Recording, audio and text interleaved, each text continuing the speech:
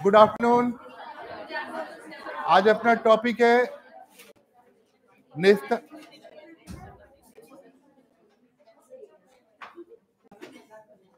Good afternoon. आज अपना topic है नेशनल पॉलिसी ऑफ एजुकेशन 1986। पिछली क्लास में हमने 1968 को पढ़ा था और 1968 हिंदी मीडियम के बुक में नहीं था। ठीक है, तो थोड़ा बहुत हमने उसको देखकर करते हैं। 1986 तीन पॉलिसी पिछली बार भी मैंने बताई थी। 1968 जो इंदिरा गांधी के टाइम हुई थी, एनईपी 1986 राजीव गांधी के टाइम, और एनईपी 2020 मिस्टर नरेंद्र मोदी। आप ये देखो 1968 से 1986 में काफी गैपिंग है, और इसमें पीछे जैसे कोठारी कमीशन था और 1968 की एजुकेशन पॉलिसी थी, ये पॉलिसी सक्सेस क्यों नहीं हुई? आपने कभी विचार किया आखिर बार बार सेम चीज की पॉलिसी बना रहे, पॉलिसी सक्सेस क्यों नहीं हुई?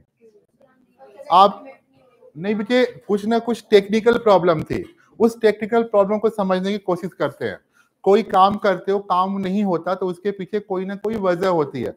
उन टेक्निकल प्रॉब्लम को जानने की कोशिश करते हैं। आपको बता दूं 42 अमेंडमेंट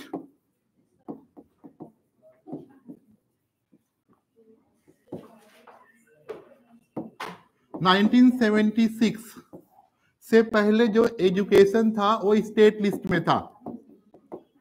ठीक है, ये बात हमने पहले भी पढ़ी है, वो राज्य सूची में था। ठीक है, 1976 में 42 संशोधन से एजुकेशन को कंकरेंट लिस्ट में लाया, और कंकरेंट लिस्ट में समवर्ती सूची में लाने का मतलब हुआ कि जिसमें केंद्र सरकार राज्य सरकार दोनों मिलकर कानून बनाएंगे।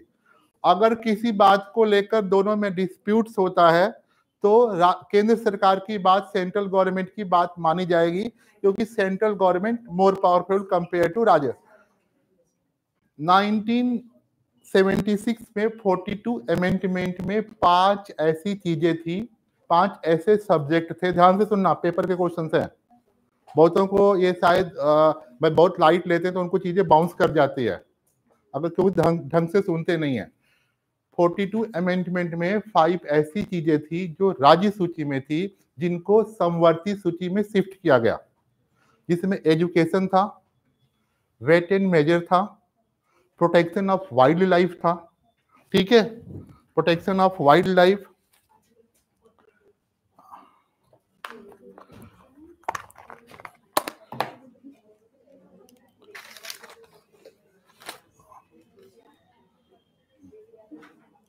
प्रोटेक्शन ऑफ वाइल्ड लाइफ, ये आपको जाकर एडमिनिस्ट्रेशन ऑफ जस्टिस। ठीक है, जो जजों की अपॉइंटमेंट है ये पहले ऐसे थी, तो इन सबको कंकरेंट लिस्ट में किया गया। ठीक है, आपको education, wild life, weight and measurement, administration of जजेज जस्टिस, इन सबको 5 चीजों को आपको एक कोई और थी। ठीक है, इन 5 को जो है आपको इसमें शिफ्ट किया गया। फॉरेस्ट हाँ, वाइल्ड लाइफ प्रोटेक्शन अलग है, फॉरेस्ट अलग चीज है। ठीक है, इन 5 को 1976 के अमेंडमेंट में आपको केंद्र सूची में से राज्य सूची से समवर्ती सूची में, मतलब स्टेट लिस्ट से समवर्ती लिस्ट में शिफ्ट किया गया, और इसी वजह से 1986 की पॉलिसी काफी पावरफुल थी। और 1986 की जो पॉलिसी थी ये राजीव गांधी के द्वारा पॉलिसी थी। ठीक है, 1986 की जो एनपी थी इसको राजीव गांधी ने स्टार्ट की थी। आपको पता है 1984 में इंदिरा गांधी की डेथ हो गई थी, गोली मार दी, उनके बॉडीगार्ड ने उनको गोली मारते बैन सिंह ने मार दी थी 31 अक्टूबर 1984। ठीक है, राजीव गांधी बिल्कुल पायलट थे, उनको पॉलिटिक्स से बिल्कुल नॉलेज नहीं थी। ठीक है, लेकिन कांग्रेस को चलाने के लिए किसी को चाहिए था, और इसमें डायनेस्टिक सक्सेशन है, घर परिवार के लोग ही चलते हैं, परिवारवादी व्यवस्था है, तो राजीव गांधी को लाया गया।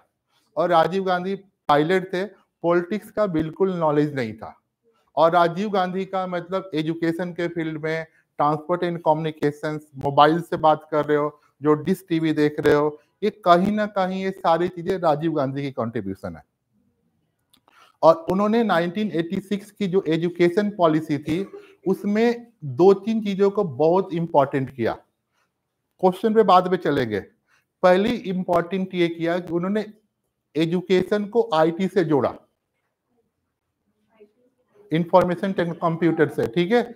एजुकेशन को आईटी से जोड़ने की कोशिश की, मतलब एजुकेशन को बूम करने की कोशिश की।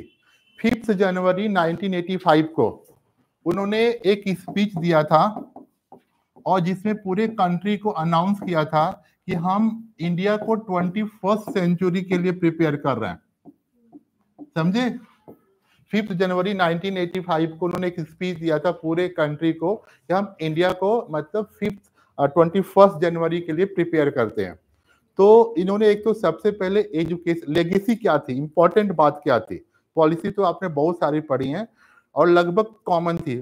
68 की पॉलिसी स्टेट लिस्ट की वजह से सक्सेस नहीं हुई। आज भी देखो 17 स्टेट में बीजेपी गवर्नमेंट है, दूसरे स्टेट में दूसरी पार्टी गवर्नमेंट है। तो कहीं ना कहीं एनईपी 2020 को लेकर कंट्रीब्यूशन है, लेकिन एनईपी 2020 कंट्रीब्यूशन इसलिए ज्यादा प्रॉब्लम इसलिए नहीं है कि कंकरेंट लिस्ट में है और सेंट्रल गवर्नमेंट जो चाहेगी वो कर लेगी, ठीक है। लेकिन पहले ऐसी बात नहीं थी।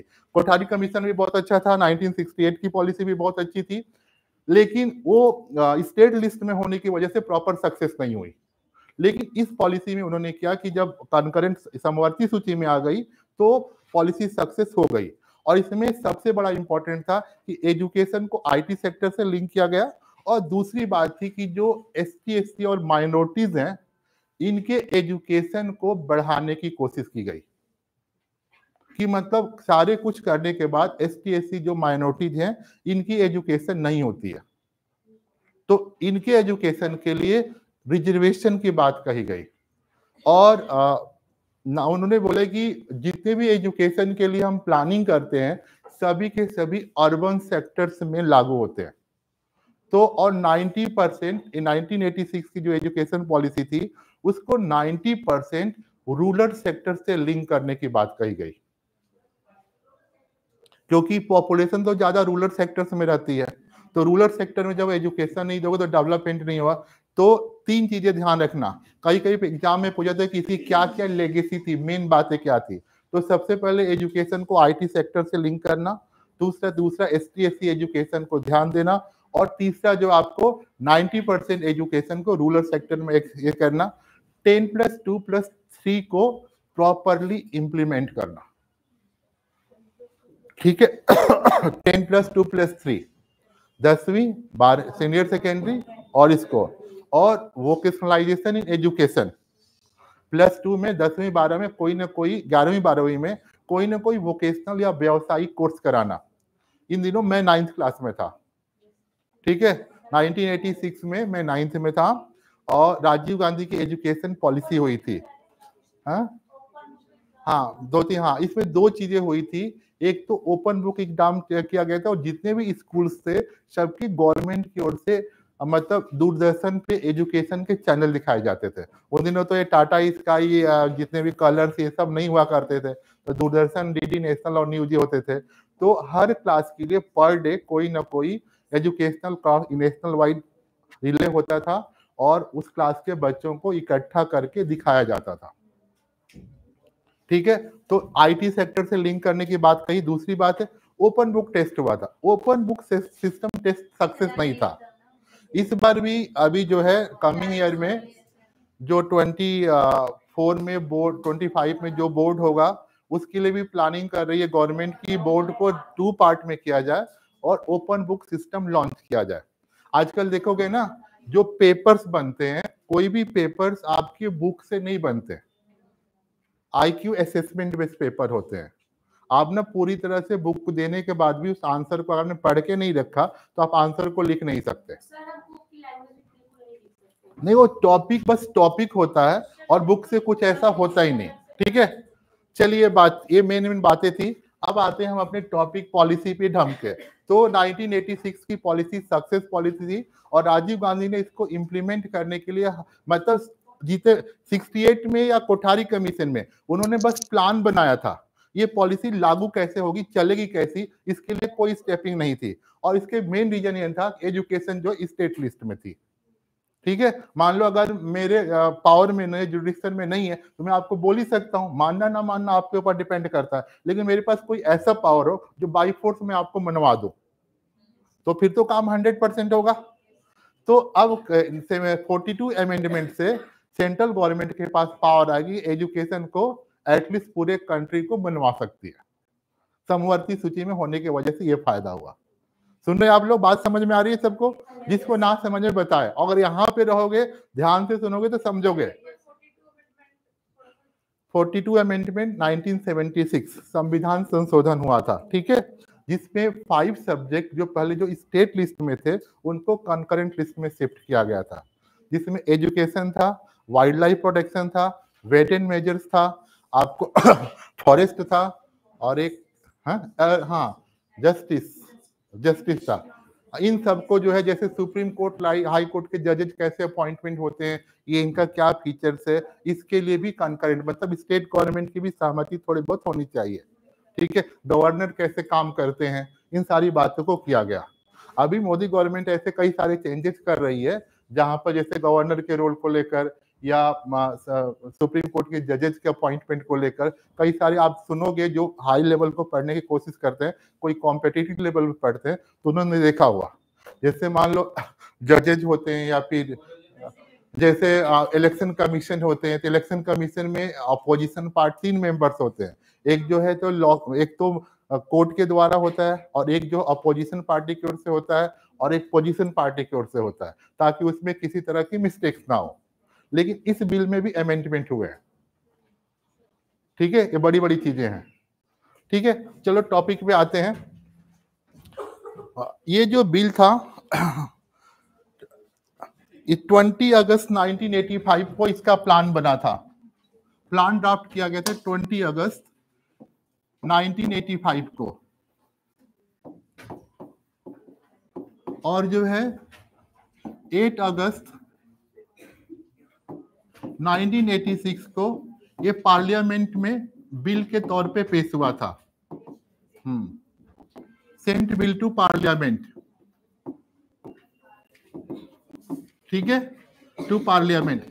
अब देखो बिल और लॉ में क्या अंतर है, लिसन, बोलना नहीं है, बिल और लॉ में क्या अंतर है, विधेयक और कानून में क्या अंतर है, हिंदी मीडियम वाले, बिल और लॉ में क्या, जब तक कोई बिल पास नहीं हो जाता, प्रेसिडेंट का सिग्नेचर नहीं हो जाता, तब तक वो विधेयक है, और जब वो पास हो जाता है, प्रेसिडेंट के साइन हो जाते हैं, तो कानून बन जाता है। ठीक है, चलिए अब देखते हैं नीड फॉर 1986 एजुकेशन पॉलिसी।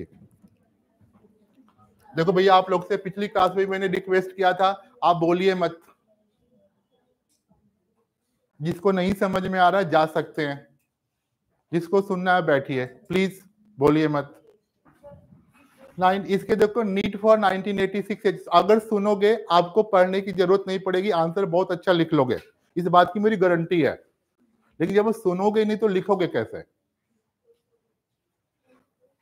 ठीक है, नीड फॉर एनईपी 1986, 8 अगस्त 1986 को ये पार्लियामेंट में बिल सेंड किया गया था, संसद में बिल को पेश किया गया था। ठीक है,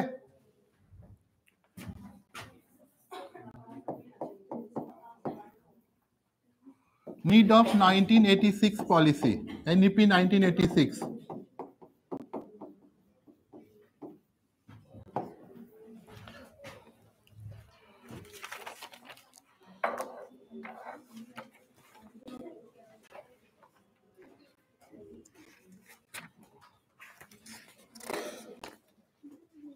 देखो, primary education is the foundation of education, primary education is the foundation of education, is the foundation of education।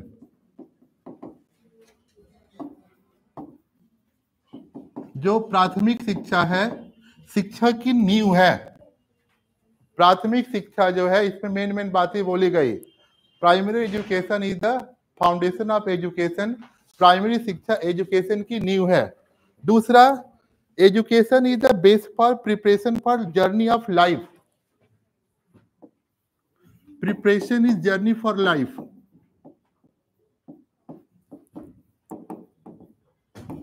For journey for life, for life.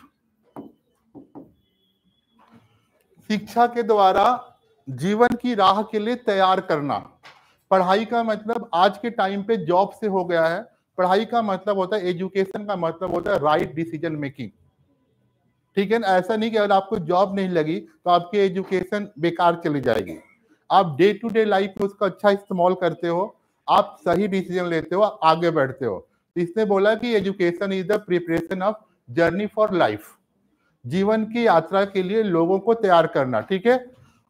Most profitable investment in education, most profitable education investment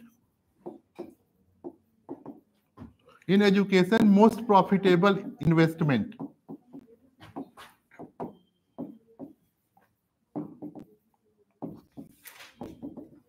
जो आप education में पैसे करते हो ना खर्च, जो आप बीएड की फीस भर रहे हो, ये ना एक्सपेंडिचर नहीं है, इन्वेस्टमेंट है।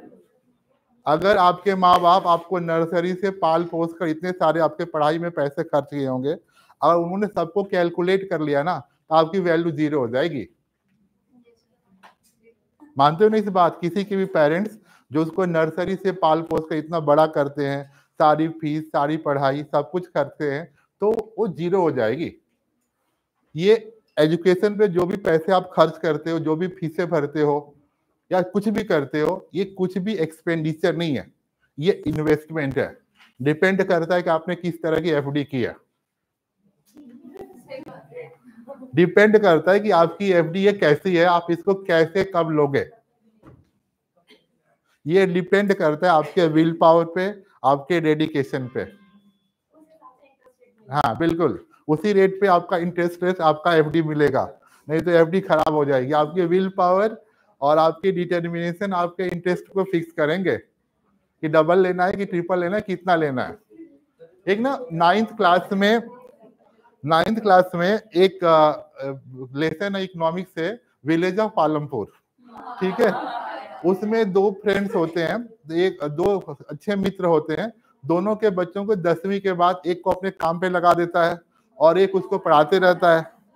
तो वो बोलता है कि देख, शाम को दोनों मिलते हैं, मेरे बेटे को तो आज इतनी पगार मिली, आज इतनी पगार मिली। तो वो कहता है कि मैंने तो अपने बच्चे की इतनी सारी फीस दी, इतनी फीस दी। अब ये करते कि उसको फिर 12th कराता है, ग्रेजुएशन कराता है, एमबीए कराता है, उसको मल्टीनेशनल कंपनी में जॉब लग जाती है। उसकी एक महीने की सैलरी 1.5 लाख से ऊपर होती है।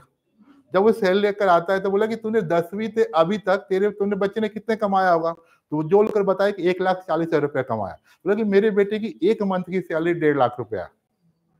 अब बता, इसके बाद जितना कमाएगा सब तो प्रॉफिट ही है। तो it's a investment, not a expenditure. और राजीव गांधी ने इसको पूरी तरह से बोला था कि मतलब एजुकेशन पे जो इन्वेस्टमेंट करना मोस्ट प्रॉफिटेबल वे किसी कंट्री की डेवलपमेंट, किसी भी रिसोर्स की डेवलपमेंट। 68 की पॉलिसी में आपने पढ़ाया था कि ह्यूमन को ह्यूमन रिसोर्स बनाना है, पढ़ा था ना आपने कि मानव को मानव संसाधन बनाना है। तो बात कहीं ना कहीं बात तो वही रही कि मोस्ट प्रॉफिटेबल इंस्ट्रूमेंट है, आप इसको यूज कीजिए कैसा करने चाहते हो।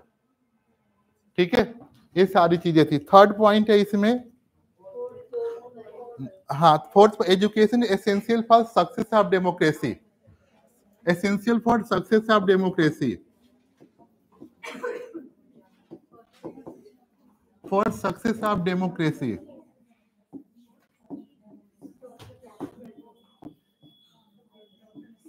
जानते हो जो हाँ, प्रजातंत्र की सफलता के लिए शिक्षा आवश्यक है। जरूर करूंगा। प्रजातंत्र की सफलता के लिए शिक्षा आवश्यक है। अगर देखो, लिसन, अगर पढ़े लिखे लोग नहीं होंगे तो कास्ट की वोट चलेगी, रिलीजन का पॉलिटिक्स चलेगा। आज देखो जितने इलेक्शन होने 24 के इलेक्शन, जितने भी पार्टियां जो अपने कैंडिडेट को सीट्स देख रही हैं, तो सब वहां के जातिगत समीकरण को ध्यान में रख के, कास्टिज्म को ध्यान में रख के, रिलीजन को ध्यान में रख के सीटें देखती हैं, क्योंकि हमारी काफी पॉपुलेशन आज भी इलिटरेट है। एक बोतल दारू, थोड़े से पैसे मिल जाए, वोट मिल जाएगा, ठीक है। तो कहीं ना, क्योंकि आपकी उस चीज की वैल्यू ही नहीं है। तो अगर बताओ, अगर एजुकेशन, अगर डेमोक्रेसी होगी, लोग पढ़े लिखे होंगे, तो अच्छे कैंडिडेट का सिलेक्शन करेंगे जो कंट्री के डेवलपमेंट के लिए काम करेंगे। Essential for success of democracy, ठीक है। उसके सक्सेस होने की, जैसे पढ़ाना शुरू करता हूँ, कोई ना कोई धीरे धीरे आपस में अपनी पर्सनल घर की बातें, फ्रेंड की बातें करना शुरू कर देते हैं, और बाद में कहेंगे कि मेरी तो कंपार्टमेंट आ गई, फिर ईयर के फीस भरो, फिर फॉर्म भरो, फिर करते रहो। 4-5 साल में 5 ईयर प्लान के साथ बीएड में आए हैं। हमने तो 5 ईयर से, भारत सरकार की तरफ 5 साल की प्लान हो रही, 5 साल में तो बीएड कर ही लेंगे। कितने लोगों ने 5 ईयर्स प्लान किया इसमें से? तो वही तो प्लानिंग कमीशन ही तो नीति आयोग हुआ है। नहीं तो है, प्लान तो है ही ना, गवर्नमेंट 5 साल के लिए रखी है ना, उन्हें पंचसूत्री है। भैया जो भी बात कर रहे हो उनका 5 ईयर्स प्लान है। मेरा क्या फायदा बच्चे, वो तो गवर्नमेंट को फीस जाएगी।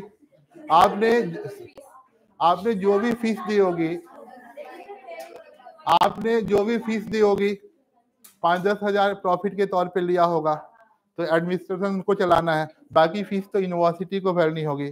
आपसे मैक्सिमम कितने प्रॉफिट कमा लिए होंगे? 5-10 हजार। वही, और नंबर ऑफ स्टूडेंट ज्यादा है तो इसलिए ऐसा होता है। बिल्कुल, इस बार मेरे यहाँ से जनवरी फरवरी में कम से कम 250 से 300 बच्चों की जॉब हुई है, जो मेरे साथ नोन में है, टच में है। बीपीएससी में, आरएमएस में, एकलव्य मॉडल स्कूल्स में। तो ये काफी प्राउड की बात है, और बच्चे फोन करते हैं। पिछली साल अभी एक लड़की को, समझो आप ही, मतलब काफी पुअर फैमिली से, तो उसको फीस की भी प्रॉब्लम होती थी, किसी तरह से जबरदस्ती करा दी। एक दिन सुबह आई कि सर मेरी मार्कशीट दे, मेरा पीजीटी पॉलिटिकल साइंस सिलेक्शन हो गया, और उसको ये पता नहीं चला कि मैं कैसे थैंक यू बोलूं। मतलब 1 घंटे के अंदर 10 बार ऐसे, मतलब जो फीलिंग्स होती, वो लगता कैसे थैंक यू बोलूं। हाँ भाई, मिठाई का डब्बा कोई मायने नहीं रखता, आपके फीलिंग और इमोशंस मायने रखते हैं। आपका जो प्रति व्यवहार है, ये बच्चे जी, उस दिन ना 1 घंटे जब तक मार्कशीट ढूंढा जा रहा था, तब तक वो ऐसे, मतलब उसके फादर थोड़े, मतलब नाई के काम करते, तो मुश्किल से पैसे इकट्ठे थोड़े थोड़े करके दिए, लगा हो ही नहीं पाएगी कि उसके बाद जॉब हो गई ना, तो मतलब वो 1 घंटे के अंदर वो ऐसे फील करेगी कैसे इनको, मतलब वो बोला कैसे करो। आपको पता नहीं लाइफ में कब कैसे टर्निंग पॉइंट आता, पता नहीं चलता, बस समझने की जरूरत होती है। और जॉब की कमी नहीं है, जॉब लेने वालों की कमी है। अपने आप को प्रिपेयर कीजिए अच्छी तरीके से, ठीक है। कम से कम आपको मोटिवेट तो मैं कर ही देता हूं आप सबको। ठीक है।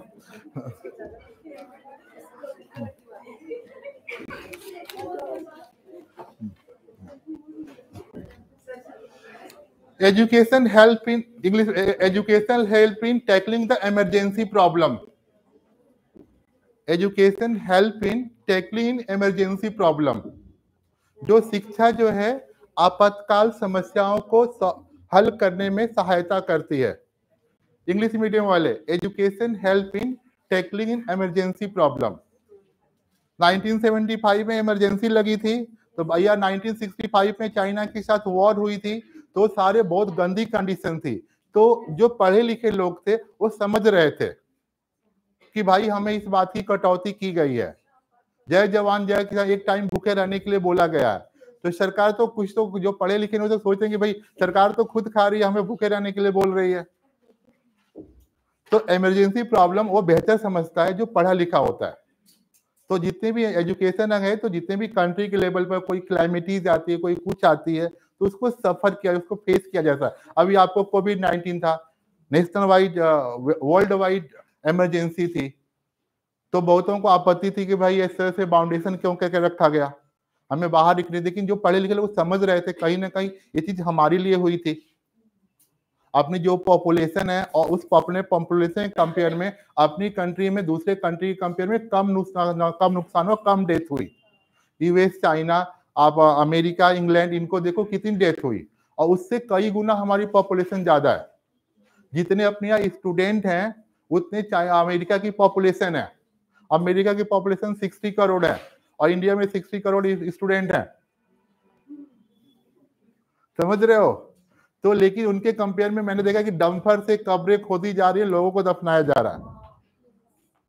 तो स्ट्रिक्ट तरीके से अगर लोग समझदार हैं तो सपोर्ट करते हैं, नहीं तो नहीं होता। तो education help in the tackling the emergency problem, आपातकालीन समस्याओं को हल करने में एजुकेशन हेल्प करती है।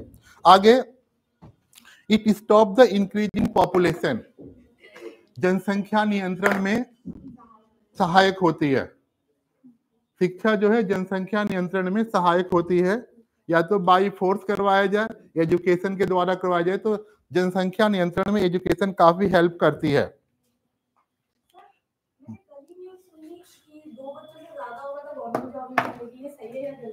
प्रपोजल तो ऐसा हो रहा है, जी जी बिल्कुल सही सुना आपने। और इंडिया के जो भी पॉपुलेशन की जो जितनी भी प्रॉब्लम देख रहे हो, पॉवर्टी की, अनएम्प्लॉयमेंट की, भाई 5 ईयर्स प्लान वाले चुप हो जाओ। जो भी आप देख रहे हो, मतलब जो भी अनएम्प्लॉयमेंट है, पॉवर्टी है, अनएजुकेशन है, इसका सिंगल प्रॉब्लम है पॉपुलेशन, क्योंकि डिमांड और सप्लाई के रिसोर्स मैच नहीं करते। ठीक है, जितनी रिक्वायरमेंट है कोई भी गवर्नमेंट कितनी भी बार आ जाए वो फुलफिल नहीं कर सकती जब तक पॉपुलेशन को हम मैनेज नहीं करेंगे। तो गवर्नमेंट कुछ ना कुछ अगर ऐसी स्ट्रिक्टली पॉलिसी लाती है तो बेहतर ही है। ठीक है, ये सारी चीजें। उसके बाद देखो,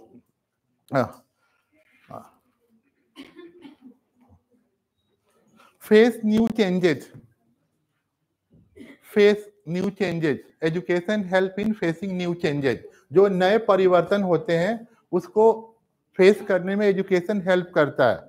जो नए परिवर्तन होते, education will face a new changes.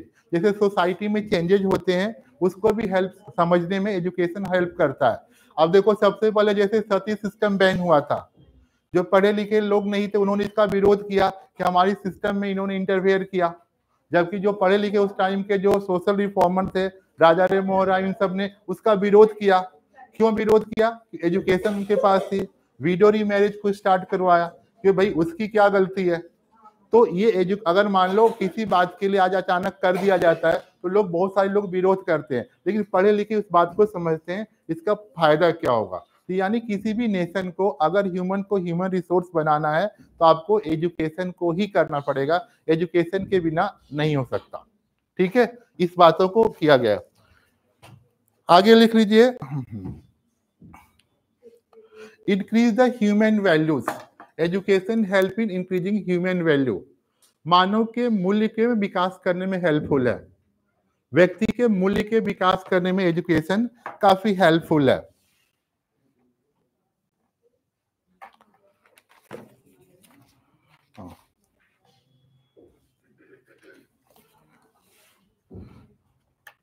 उसके बाद इसके अब फीचर्स देखते हैं, इसकी कौन कौन सी ये ऑब्जेक्टिव नीड थी। अब इसके फीचर्स देखो, इसके कौन कौन से फीचर्स थे।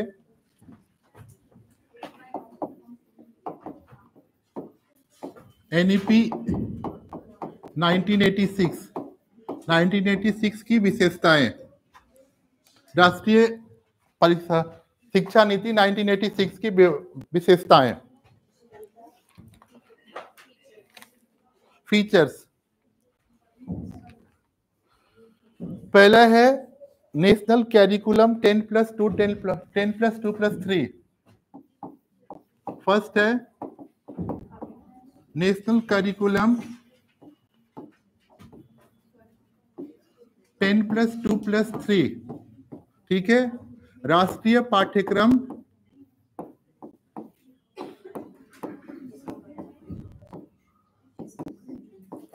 10+2+3। ठीक है, मतलब पूरे राष्ट्रीय लेवल पे, पूरे कंट्री वाइड हो गया था, कंकरेंट लिस्ट में आ गया था, तो पूरे इंडिया में सेम तरीके से लागू होना था। तो बाई फोर्स पूरी तरह से गवर्नमेंट ने 10+2+3 को लागू करने की कोशिश की है। दूसरा है vocationalisation education, vocationalisation education in +2, व्यवसायिक शिक्षा इन +2, 11वीं 12वीं में व्यवसायिक शिक्षा की व्यवस्था करना, ये भी पूरी तरह से लागू हुआ था उन दिनों, स्कूलों में नजर भी आ रहा था। हाँ, +2 वोकेशनल एजुकेशन इन 10+2, ठीक है। मतलब 12वीं में, मतलब उन दिनों प्रॉपरली हर बच्चों को कोई ना कोई वोकेशन, से कंप्यूटर लॉन्च हुआ था, इस तरह से अलग अलग तरह के कोई ITI बेस, कोई ना कोई ट्रेनिंग बेस, कोई ना कोई कोर्स बच्चों को पूरी तरह से ये किया गया, ठीक है। 90% focus on rural education, 90% focus on rural education.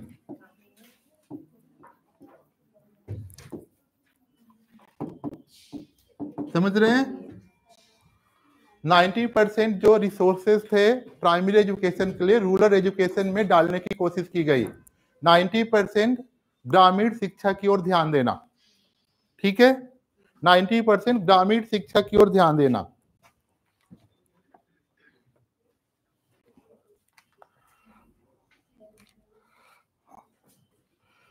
Establishment of Navodaya school, point number, establishment of Navodaya school.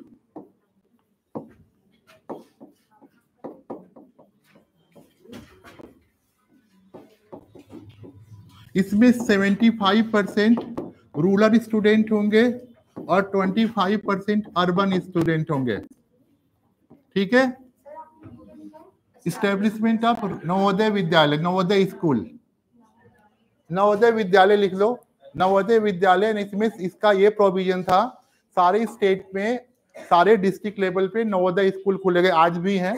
इसमें एक तो ST SC के एजुकेशन को मान्यता दी गई, और दूसरी बात इसमें था कि 75% रूरल, ये हॉस्टल बेस्ड स्कूल होता है, छात्रावास व्यक्ति स्कूल होता है। इसमें जो बच्चे रहते हैं वो घर पे नहीं जाते, उनको वहीं रह के पढ़ना होता है।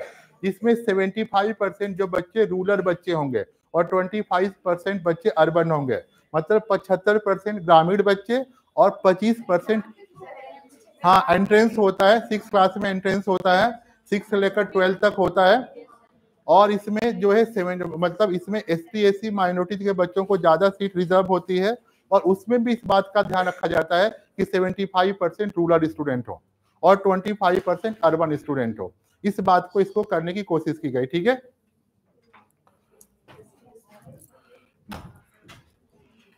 उसके बाद है आपको equality in education, point number 5, equality in education,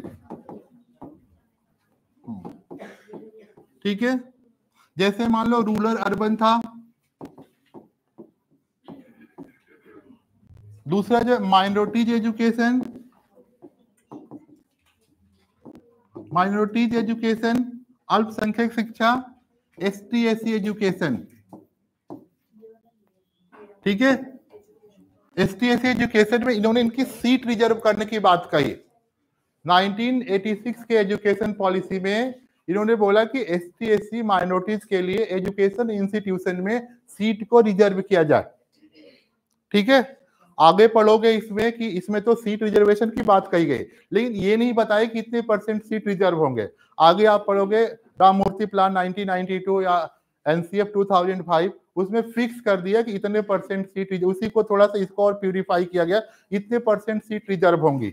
तो इक्वालिटी इन एजुकेशन को करने के लिए जितने भी एजुकेशनल इंस्टीट्यूशंस हैं जो गवर्नमेंट बेस्ड चलते हैं, IIT हो, नीट हो, मेडिकल हो, कॉलेज हो, उन हर जगह उनमें सीट रिजर्व कर दिए गए। माइनॉरिटीज के लिए, ST SC के लिए जो परसेंटेज का रेशियो है, या जिस स्टेट में जिस तरह की उनकी परसेंटेज है, जैसे मान लो नॉर्दर्न स्टेट को ले लो, नॉर्थ ईस्ट रीजन है, तो वहां पर तो इन्होंने बोला कि जो स्कूल होंगे ना, वो पूरी तरह से उन्हीं के लिए डेडिकेटेड होंगे।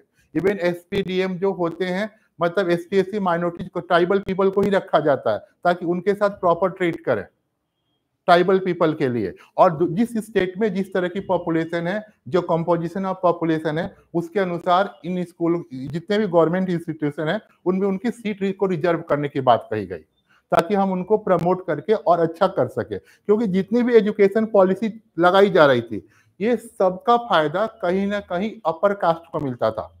ऐसा नहीं, आपने पढ़ा हो कि ब्रिटिशर पॉलिसी में भी एजुकेशन थी, तो उसमें भी एजुकेशन तो वही कर पाता था जो एजुकेशन के मतलब उसको अपनी रोज की समस्या से बचे।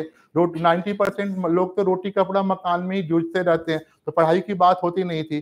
तो इसने देखा कि जितने भी कोठारी कमीशन हो या जो कुछ भी था, 1952 का एजुकेशन सेकेंडरी कमीशन हो, तो सबने मतलब इस तरह का कोई नहीं था। तो राजीव गांधी ने पूरी तरह से इसको इम्प्लीमेंट करने, राजीव गांधी मतलब एज ए इम्प्लीमेंट करने में, सक्सेस करने में सबसे अच्छे पीएम थे। आज जो मोबाइल से आराम से बात करते हो, नेटवर्क देखते हो, ये सब उन्हीं की देन है।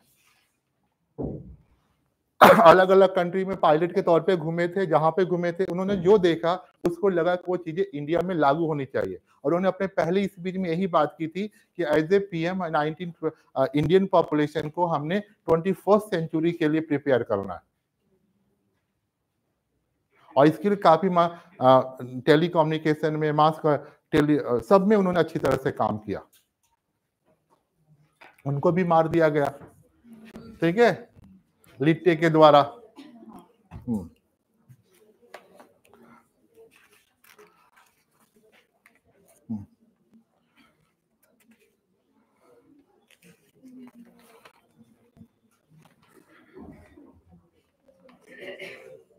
Development of language, point number 6, development of language.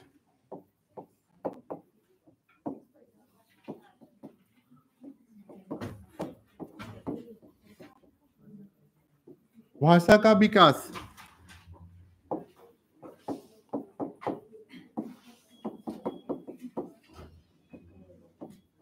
वही रीजनल लैंग्वेज, नेशनल लैंग्वेज और फॉरेन लैंग्वेज जो आप पढ़ते आ रहे हो, इसमें भी काफी फोकस किया गया, ठीक है। 3 लैंग्वेज फार्मूला जो थी, 3 लैंग्वेज फार्मूला, इसको भी काफी फेमस किया गया, मतलब लागू किया गया। त्रिभाषीय सूत्र, हाँ जी, पहले भी 3 लैंग्वेज फार्मूला था, कोठारी कमीशन उसमें भी था, लेकिन इसमें प्रॉपर ही उसमें उन्हें मदर टंग बोला, मुदालियर में भी था, ठीक है। लेकिन इसने इस बात को, वही तो प्रॉब्लम तो वही थी कि लागू नहीं हो पाया कि क्यों, स्टेट लिस्ट में था, लेकिन उन्हें पूरी तरह से लैंग्वेज को डेवलपमेंट करने के लिए काम किया गया। बहुत सारी पर्टिकुलर मान लो हिंदी में या इंग्लिश में एजुकेशन लगा दोगे तो बहुत सारे लोगों को लैंग्वेज बैरियर हो जाती है, ठीक है। अब साउथ इंडिया में चले जाओ, हिंदी को तो पसंद ही नहीं करते भाई। नेशनल लैंग्वेज तो है हिंदी, लेकिन उसके साथ उसमें कई सारे अमेंडमेंट हुए और ये बोला गया कि जब तक पूरी तरह से भारत के लोग इसको अपना नहीं सकते तब तक राष्ट्रीय जो कार्यकाल जो होगा, जो कार्यक्रम होगा, अंग्रेजी भाषा में या हिंदी में जिसको जो सुविधा हो कर सकता है, ठीक है। तो मैंने पहले भी बताया था कि साउथ इंडिया के मूवी से लोग हिंदी मूवी से पैसा कमाना पसंद करेंगे, करोड़ों अरबों के बिजनेस करेंगे, लेकिन हिंदी बोलना पसंद नहीं करेंगे, हिंदी को हेट करेंगे, ठीक है। ये सबके साथ है। हिंदी वाले बोलने वालों को थोड़ा सा इंफीरियर माना जाता है, इंग्लिश बोलने वाले इंटेलिजेंट माने जाते हैं, उनको इंग्लिश आती है ना, कहीं ना कहीं। जबकि वो भी बहुत सारे लोग ऐसे हैं, इंग्लिश की तो आत्मा को हाथ पैर तोड़ देते हैं। मैं जाता था बट नहीं गई, ये क्या मतलब है बट का, ठीक है। ऐसी सारी चीजें होती, ठीक है। Regional language, national language and foreign language, क्षेत्रीय भाषा, राष्ट्रीय भाषा और विदेशी भाषा। Delinking of job, next point है delinking of job, point number 7। हाँ, डीलिंकिंग ऑफ जॉब। देखो पहले क्या होता था, शिक्षा, हाँ, डीलिंकिंग, शिक्षा को नौकरी से नहीं जोड़ना, ठीक है। पहले क्या था ना, कितने भी एजुकेशन की कोई भी पोस्ट निकलती थी तो उसको कोई ना कोई एजुकेशन से जोड़ दिया जाता था। जैसे इंजीनियर बनने के लिए बीटेक और आईटीआई पॉलिटेक्निक होना चाहिए, डॉक्टर बनने के लिए एमबीबीएस होना चाहिए, लेकिन जैसे क्लर्क बनने के लिए क्या होना चाहिए? तो उन्होंने बोला कि इसने एक बात कही कि जो जिसमें जरूरत नहीं है पर स्पेसिफिक ट्रेनिंग की, उसको जॉब से उसको लिंक, एजुकेशन को लिंक कर दिया जाए। डिग्री से नहीं किया, रीलिंकिंग द जॉब, मतलब एजुकेशन को जॉब से लिंक नहीं किया जाए। ठीक है, डिग्री को जॉब से लिंक नहीं किया जाए। जैसे मान लो आरबीआई है, एसबी, जो भी बैंक है, एसएससी के, सीजीएल के जो भी एग्जाम होते हैं, इंटेलिजेंस ब्यूरो के होते हैं या कुछ भी हैं, तो इसमें जो है आपको कोई स्पेसिफिक जरूरत नहीं होती किस तरह की डिग्री चाहिए। अगर कोई प्रोफेशनल ट्रेनिंग बेस्ड चीज है तब तो चाहिए, लेकिन ऐसी जॉब जिसमें जरूरत नहीं है तो उसके लिए D linking of the job, मतलब डिग्री से जॉब को नहीं जोड़ा जाए। ये बहुत बड़ी समस्या थी, किसी भी जॉब के लिए स्पेसिफिक कर दिया कि इस तरह की डिग्री होगी तभी आपको जॉब होगी। लेकिन आजकल देखो, जिसमें प्रोफेशनल ट्रेनिंग की रिक्वायरमेंट नहीं है उसके लिए नॉर्मल ग्रेजुएशन करके कर सकते हो। यूपीएससी के लिए क्या चाहिए? 33% ग्रेजुएशन पास, और आपको बीएड करने के लिए 50% चाहिए। क्या मतलब है? आईएएस ऑफिसर से आपको ज्यादा काम करना है? नहीं, आपको आईएएस ऑफिसर से ज्यादा काम करना है। उसको एक डिस्ट्रिक्ट को देखना है, आपको पूरे कंट्री के फ्यूचर को बिल्ड करना है। तो आप बनाने हैं, यस, आपको कंट्री के फ्यूचर को करना है, तो आपकी रिक्वायरमेंट होनी चाहिए ज्यादा। ठीक है, आगे लिखो, establishment of NCERT, DIET, SCERT. Establishment of DIET, DIT, district institute of elementary teacher, DIET लिखना, एनसीईआरटी और एससीईआरटी। डाइट, डीआईईटी, एनसीईआरटी और SCERT, SCERT, SCERT, RT, SCERT, SCERT, state council research and education training. ठीक है, जो DElEd होती है SCERT से होती है। हाँ, जैसे +2 के बाद जो डीएलएड करते हो डिप्लोमा +2 वाले प्राइमरी, वो एससीईआरटी से होती है। तो ये इंस्टीट्यूशन को भी लागू करने की कोशिश की गई। ठीक है, उसके बाद एक इस्टेब्लिशमेंट ऑफ इग्नू। ठीक है, next point, establishment of IGNOU, correspondence education के लिए इग्नू को भी इस्टेब्लिश किया गया। ठीक है,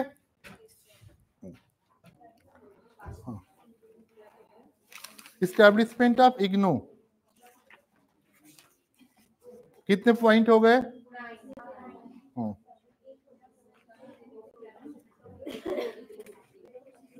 एडल्ट एजुकेशन, प्रौढ़ शिक्षा, adult education,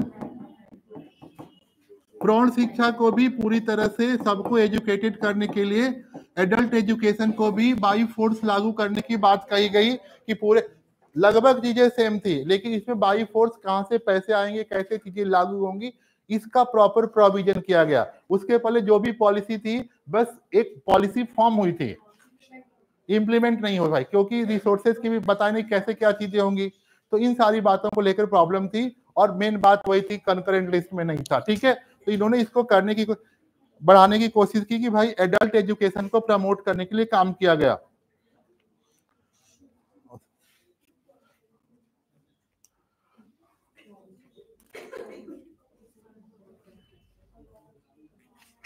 non formal education,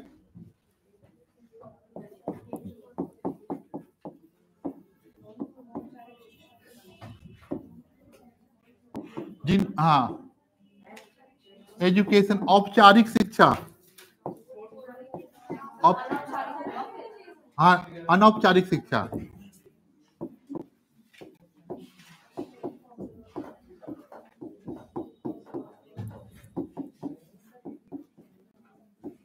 जैसे कोई बच्चा किसी वजह से रेगुलर एजुकेशन नहीं ले सकता, उसमें नॉन फॉर्मल एजुकेशन की स्टडी, जैसे मान लो इसमें आपको ओपन स्कूल था, इंदिरा गांधी ओपन स्कूल, इग्नू, इस तरह के कई सारे इंस्टीट्यूशन स्टैब्लिशमेंट किए गए कि जो बच्चे इस तरह के एजुकेशन को नहीं ले सकते तो उनके एजुकेशन को हम इस तरह से प्रमोट कर सकते हैं।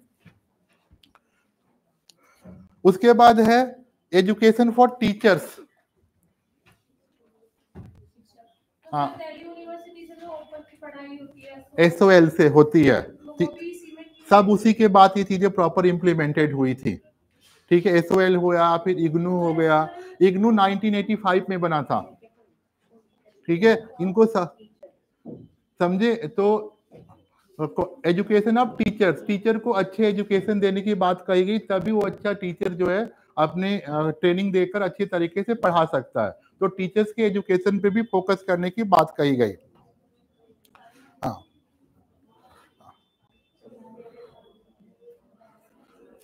Improvement of quality of education, improvement in quality of education, शिक्षा के स्तर में विकास।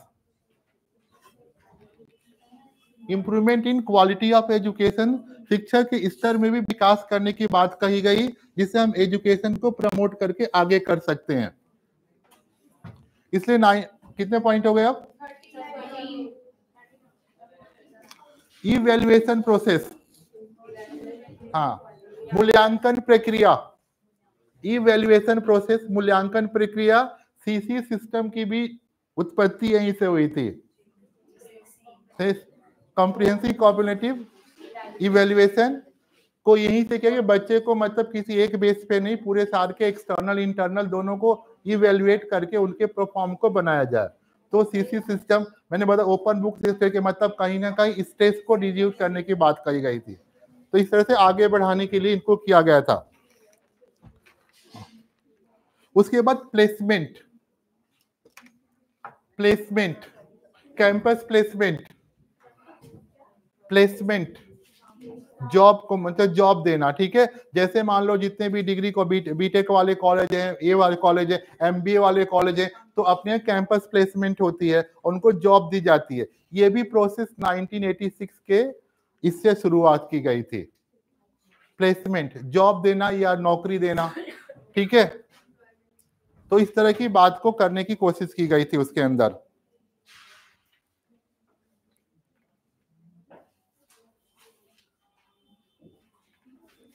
कल्चरल कंटेस्ट, सांस्कृतिक भागीदारी, कंटेस्ट या सांस्कृतिक भागीदारी। शिक्षा में जो है रिलीजन के बात को छोड़कर इंडियन कल्चर हेरिटेज को भी प्रमोट किया जाए। ठीक है, उस तरह की वैल्यू बेस मतलब उसके अंदर मटेरियल या लेसन दिया जाए कि बच्चों को इंडियन कल्चर से अवेयर कराया जाए। अब कितने पॉइंट हो गए? 16 ना, बहुत काफी है, बहुत है। सबसे पहले बताओगे फीचर्स, ठीक है, उसके बाद 2-4 लाइन लिखेंगे, उसके बाद ऐसे कर सकते एक्सप्लेन कर देंगे, आंसर। ये इंपॉर्टेंट है, अच्छी तरीके से करके रखना सारे जने।